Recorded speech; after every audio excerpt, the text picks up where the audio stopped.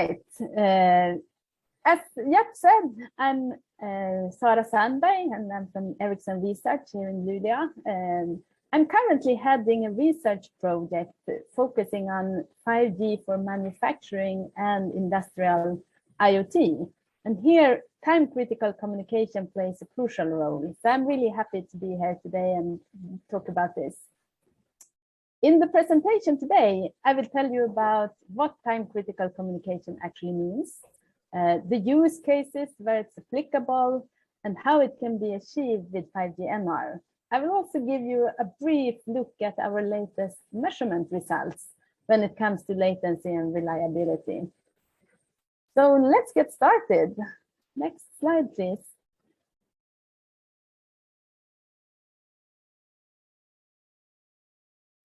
Right, so let me first emphasize the difference here between mobile broadband, or eMBB as we call it, and time-critical communication. As you see in the first sketch here to the left, a system designed for MBB actually maximizes the data rates without any guarantee regarding the latency. We call this best effort.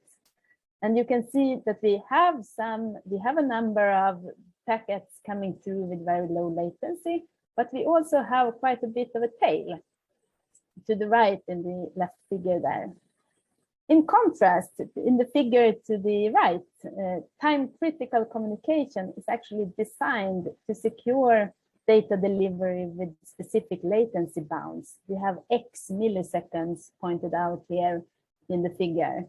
And we want to achieve this with the desired reliability, say Y%. So the actual latency demands here, the X milliseconds, that depends on the use case we have and can range from tens of milliseconds down to, say, 1 millisecond. The reliability requirements we put on time-critical communication also comes within a range from something like 99% to 5 nines reliability, like 99.999%. And in 3GPP, reliability is actually defined as the success rate of delivering data within a certain time constraint. So this means that when addressing time-critical use cases, there are the fundamental trade-offs that needs to be considered between latency and other KPIs like throughput that we optimize for when we design for mobile broadband. And with time-critical communication, the idea is really to prioritize latency over throughput. And this is the main fundamental difference. Let's now take a look at the use cases. We can go to the next slide, please.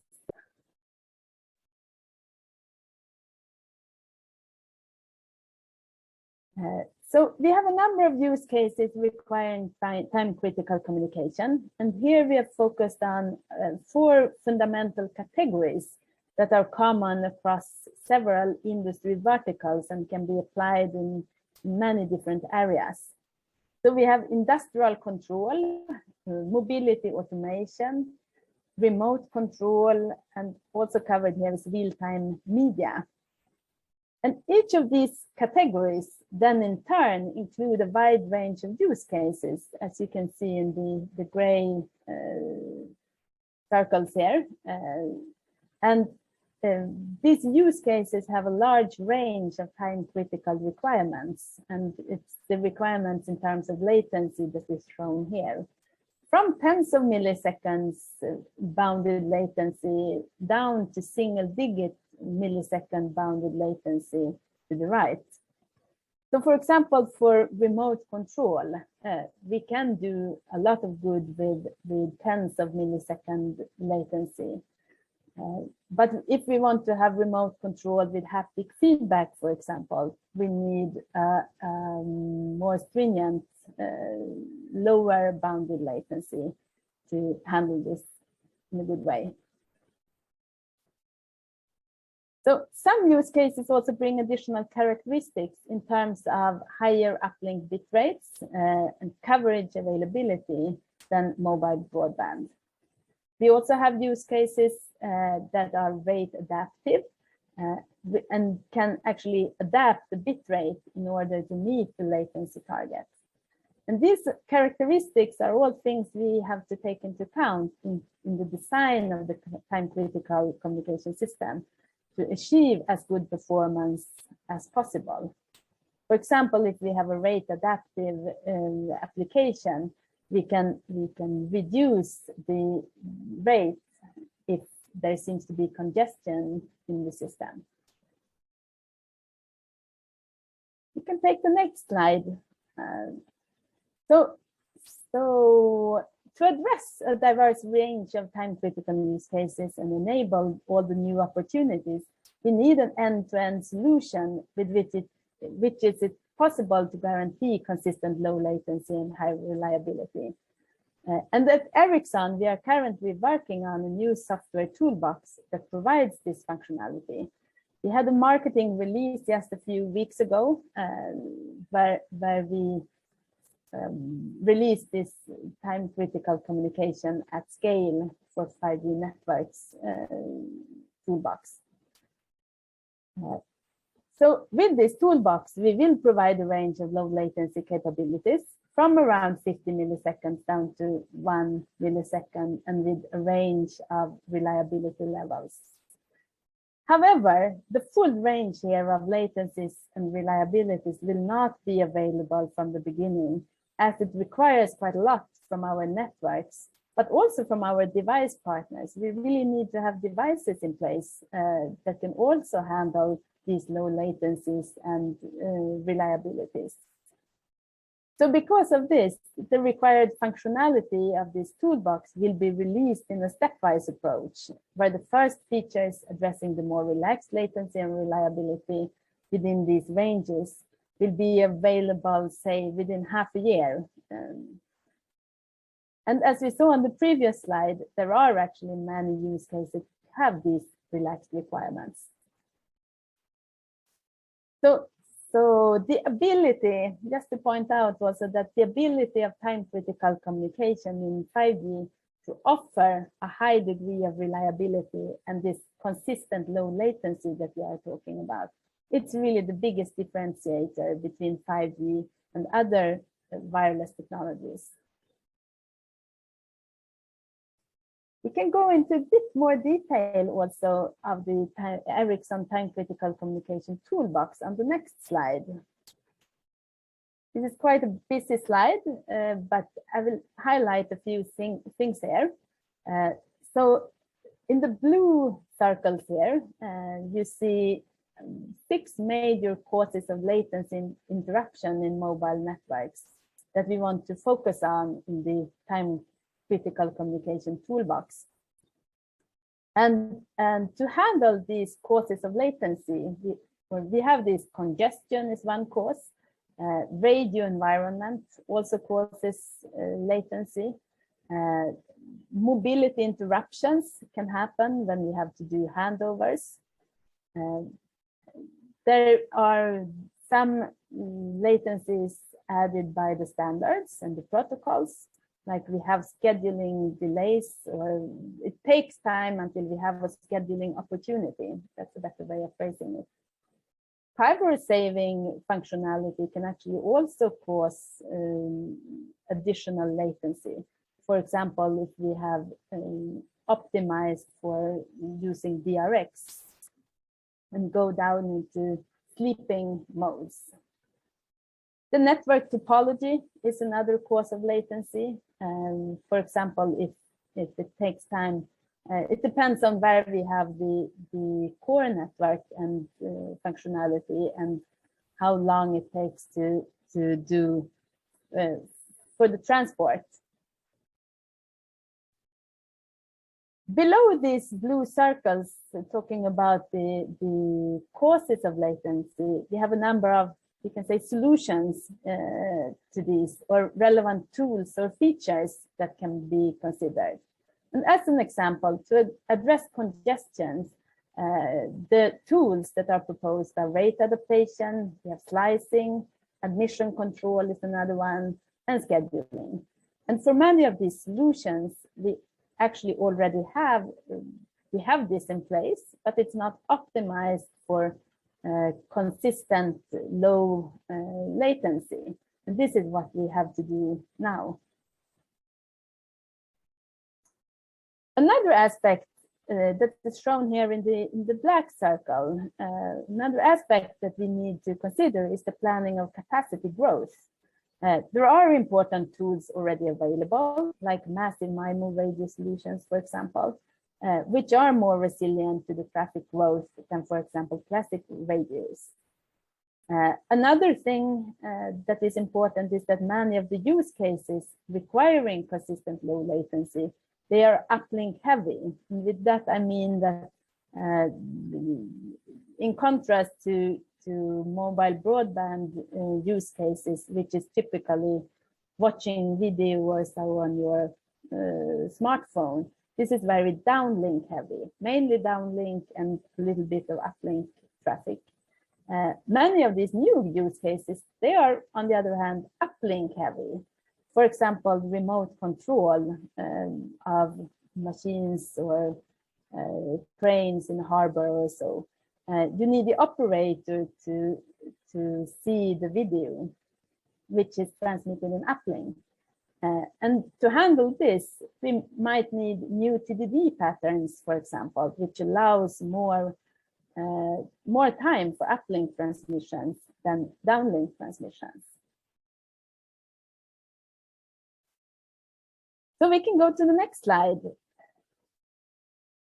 And here I just want to point out that we have talked, so far we have focused mainly on the radio access network and how it can be improved to achieve consistent low latency. But we also need to consider the other parts of the network, or the end-to-end, to enable and consider the latency added by all these different components. We have the networks, but we also have latency components from the applications, from the devices, the transport network, as I mentioned, the core network, and so on. And it's important that all these components step up in terms of latency and reliability. In the end, the end-to-end latency budget is the sum of the individual latency contributions from all the components. And the end-to-end reliability cannot really be better than the reliability of the weakest link.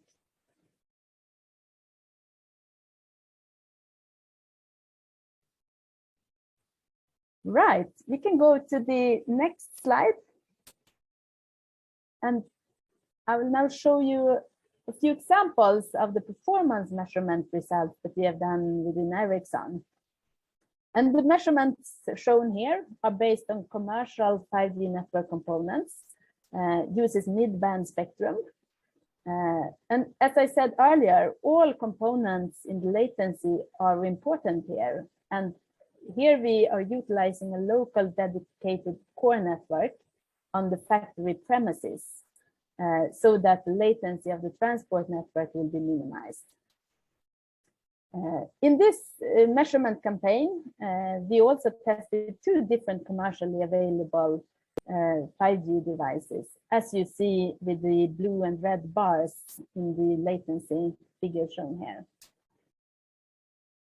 Looking at the results, we see that both devices have a low median latency. That's what you see to the left in the figure.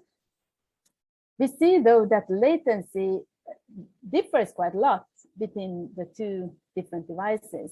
So it's just below 4 milliseconds for one of the devices, while it's above 6 milliseconds one-way latency for the other device.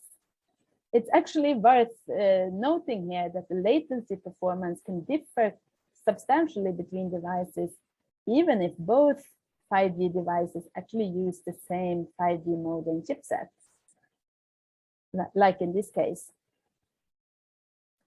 So in general, the latency stays low, also when considering the 99th percentile. However, good latency performance cannot be fully maintained beyond the 99th percentile, as you can see in the bars to the right. Let's remember, though, that even in the order of, as we see here, 13 millisecond latency at the 99.9th percentile is sufficiently good for many of the applications we saw on the application slide. So to conclude, the main takeaway from this slide is that it's clear that MBB networks, I mean, this is commercial, based on commercial 5G network components that are available now, and it's not optimized for latency. And it's clear here that it's not optimized for latency, and that's why we see the behavior we see here in this figure. We can anyhow see that we get a very good latency, even though the network and devices are actually optimized for maximum throughput and not low latency. But if we go to the next slide, I will show you some measurements results from a 5G prototype system that we are working with. So here we are using pre-commercial URLLC, or ultra reliable low latency communication functionality, which has been implemented. I want to emphasize here, though, you see some pictures on the slide of the network side of this prototype.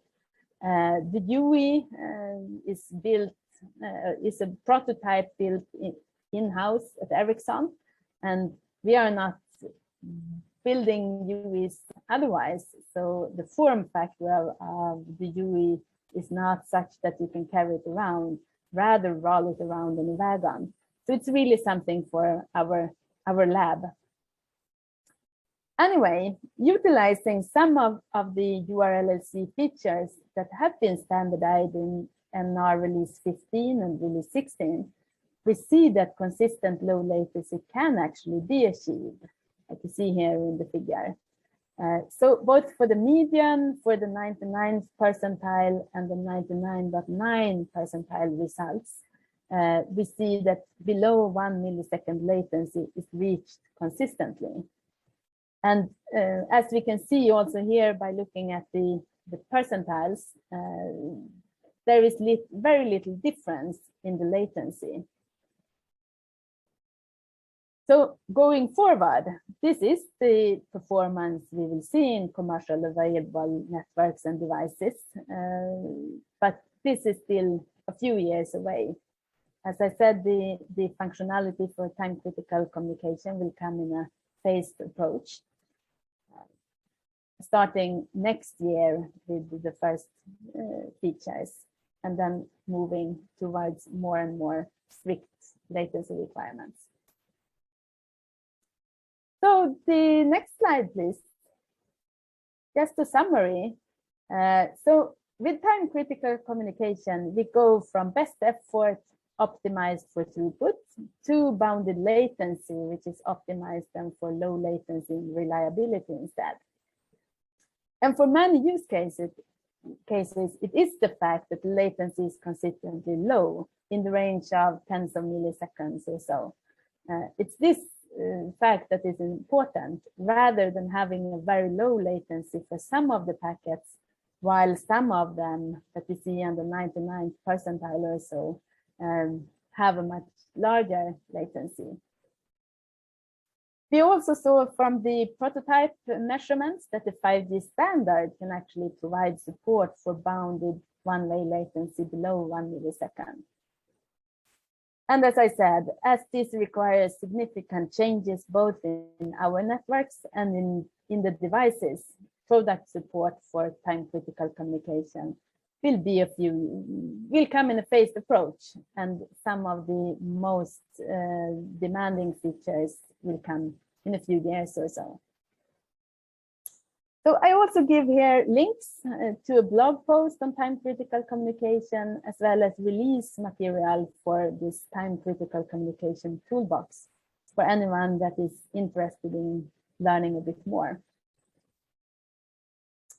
And with that, I end my presentation and open up for any questions. please. Okay, thanks a lot, Sara. Nice to hear all these results. I have one. I see one question in the Q&A here.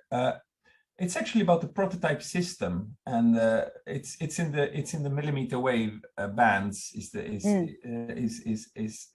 You mentioned. And what are the reasons for this prototype to have that?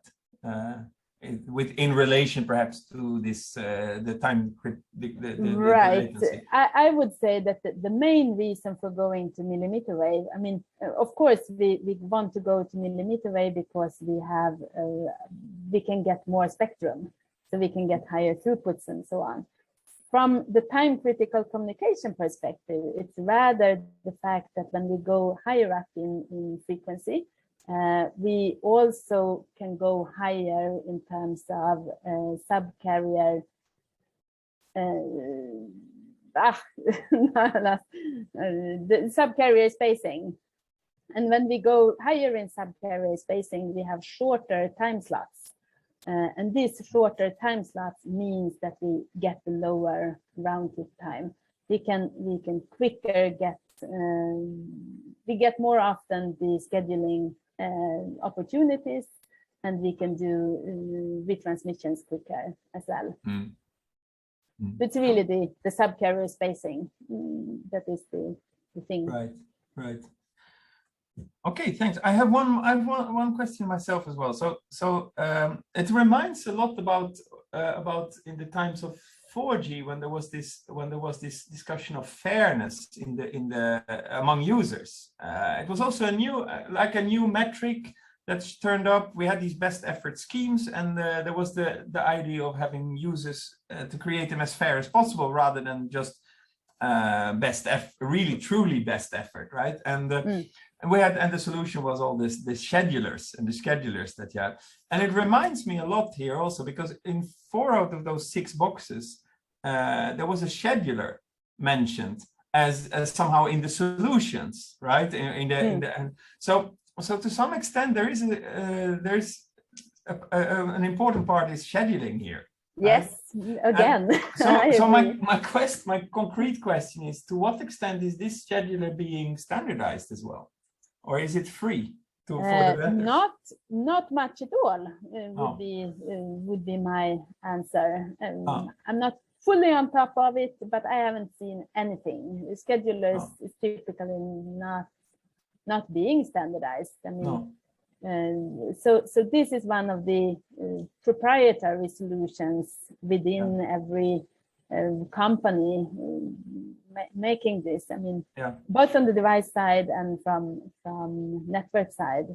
So we are working a lot on scheduling and what can we do to improve things here.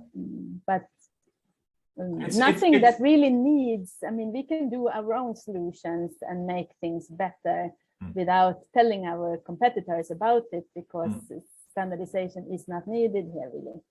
Yeah, so it's really a critical, let's say, differentiator among vendors and networks. Then is low latency. Yeah. On the other hand, you mentioned something about the UE side, right? That it's you showed some let's say sensitivity to the UE. Actually, exactly. So as a vendor, you don't have much control over that, and so there may be some need for additional standardization on the UE side. Right, and you perhaps touched on that on one of your last slides on these low latency modes, that UEs may be certain requirements later on, right, to guarantee these robust latency robustness. To me, it's not obvious that it has to be standardized. I think often it's about putting requirements on the device vendors as well. I mean, it's a lot about, we have seen, for example, that a lot of latency in some devices is added by the actual, it doesn't come from the chips, but how the rest of the implementation on the device is done. So it's, I mean, to a large extent, how much you spend on the the equipment in the device as well. Yeah. No, okay. So this UE side optimization, it is an issue, but whether it needs to be standardized or not, that's perhaps not. But so. It's definitely important that all the different components here take their responsibility of reducing the latency as far as possible. Yeah. I mean, not only networks and devices, but also the other. I mean, on the application side, video codecs and so on must also do what they can to reduce latency. Yeah. Okay. Good. Thanks a lot.